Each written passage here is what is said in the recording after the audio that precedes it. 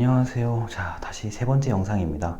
자, 권력을 감정적으로 이제 좀 표현하면은 느낌으로 표현하면 이건 권력이 사는 날카로운 부분이에요. 날카로운 요소가 많고, 이게 자비를 베푼다고 하죠.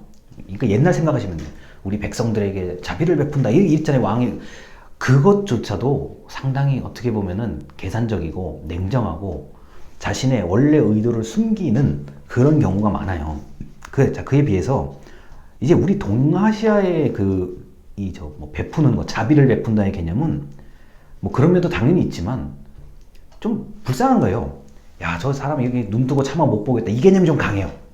확실히 이 동아시아의 어떤 그 유교 사상, 유교나 뭐 이런 우리 동아시아를 나름대로 지금도 탄탄하게, 의외로 탄탄하게 그 밑바탕에 깔려 있는 그 어떤 그 민속 신앙 같은 경우는 좀 불쌍한 거에 대한 그 자비의 의미가 좀 강하거든요. 물론 서양도 마찬가지죠. 자, 기독교나 천주교 등등의 이런 종교를 바탕으로 도저히 눈 뜨고 못 보겠다는 개념, 그런 걸 때문에 자비를 베풀어서 어떤 특정한 그 권력을 더 강화하는 그런 수단으로 사용하고 있는 겁니다. 자, 이제 기본 속성 계속 이어드릴게요. 자, 그럼 권력은 권위, 영향력, 이거 뭐가 다르냐는 거예요. 자, 권위를 먼저 설명드릴게요. 이 권위는 좀 고정적인 개념이라고 보시면 돼요. 뭐 예를 들어서 자, 학자의 권위, 전문가의 권위, 그분이 말씀하시는 그 사람이 말하는 그 내용은 너무나 완벽해요. 정답만 말해요. 이런 경우 있어요. 정말 그 미래 예측 같은 거. 예를 들어서 지금 엘빈 토플러 뭐 제3의 혁명, 자, 정보혁명 뭐 이런 거 얘기하잖아요. 자, 분명히 정보 사회로 이 전체가 이동할 것이다. 맞잖아요. 지금 이미 정보 사회에 진입한 상태고요. 자, 그래서 정적인 좀 이미지가 있어요. 이 권위는 고정적인 이미지가 있습니다.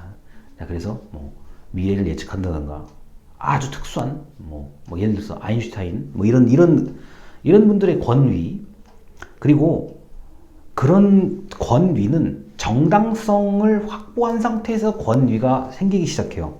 자, 그래서 어떤 정당성이 없고 합법적이지 않고 합리적이지 않은 경우에서 권위가 생기기는 쉽지가 않아요. 무언가의 정당성, 사람들이 널리 인정할 만한 무언가로부터 권위가 생기기 시작합니다. 그 대표적인 게 지식적인 거예요. 이게 지식. 자, 지식이나 지혜. 맞아.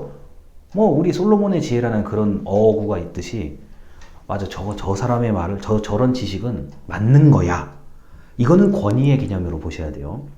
그리고 권위는 좀 일방면의 개념이에요. 하나의 사람이나 하나의 것이 수많은 사람들에게 그러니까 어떤 영향을 줄 수 있는, 이게 바로 권위의 개념입니다. 자, 그리고 영향력. 우리 요새 SNS에 보면 인플루언서라는 거 있잖아요. 인플루언서. 자, 영향력은 굉장히 동적이에요. 영향력이 있다가도 없다가도 뭐 이런 거 있잖아요. 동적인 개념이고, 근원이 좀 불분명해요. 이게 정당성이라는 개념이 아니라 이거는 나는 오늘 멋있는 옷을 입었어. 근데 이제 SNS 생각하면 돼요, 이게. 자, 나는 오늘 멋있는 옷을 입었어. 자, 이거 여러분도 한번 입어보실래요? 이건 영향력이에요. 자, 그걸 보고 저거 참 멋있으니까 저거 사야 되겠다, 이런 사람도 있겠지만 딱 1, 2초 만에 보고 자, 다른 게시물로 넘어가는 경우도 있죠. 이건 근원이 좀 불분명한 경우에 속하는 거고, 뭐 유튜브에 누가 뭐 했더라. 이거는 좀 근원이 불분명한 개념이 있습니다. 그리고 다방면, 영향력은 특정한 무언가가 다수로에게 영향을 그런 것도 영향력이겠지만 서로가 서로에게 영향력을 주고받는 경우들이 있죠. 그래서 상당히 영향력이 복잡하게 행사된다고 하죠. 복잡하게 표현되는 그런 경우들이 많습니다. 그래서 권력, 권위, 영향력, 그리고 리더십 같은 경우, 리더십까지요. 이거는 서로 뒤섞여서 일어나요. 자, 뒤섞여서 일어나기 때문에 굉장히 이걸 구분해내기는 쉽지가 않습니다. 자, 예를 들어 이런 게 있어요. 권력을 가진 사람이 권위도 있고 영향력도 행사하고 리더십까지 있어요. 이런 경우가 있죠. 흔히 말해서 우리가 알고 있는 위인전에 볼 수 있는 위인들 같은 경우는 이걸 다 가지고 있어요. 그러니까 이게 어떻게 됩니까? 나중에 이게 너무 지나치게 되면 신격화되기 시작하죠. 자, 신격화된다는 게 어떤 의미인지는 이제 느낌은 아실 거예요.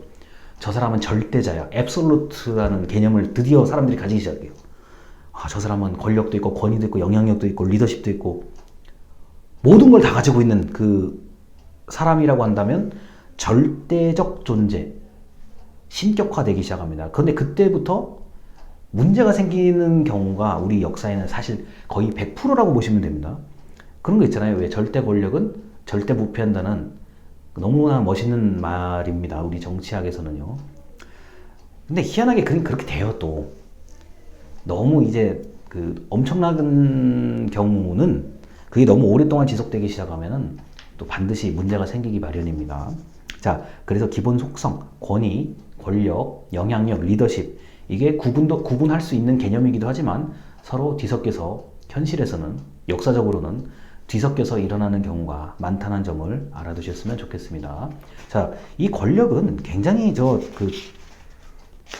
재미있는 개념이에요. 재미있는 개념이면서도 좀 어렵고 야, 이게 참 이런 게 있을 수 있을까? 이런 싶은 정도의 내용이 또 있기 때문에 자, 이 정도에서 일단 자, 영상을 마무리하고 다음 영상으로 넘어가도록 하겠습니다. 감사합니다.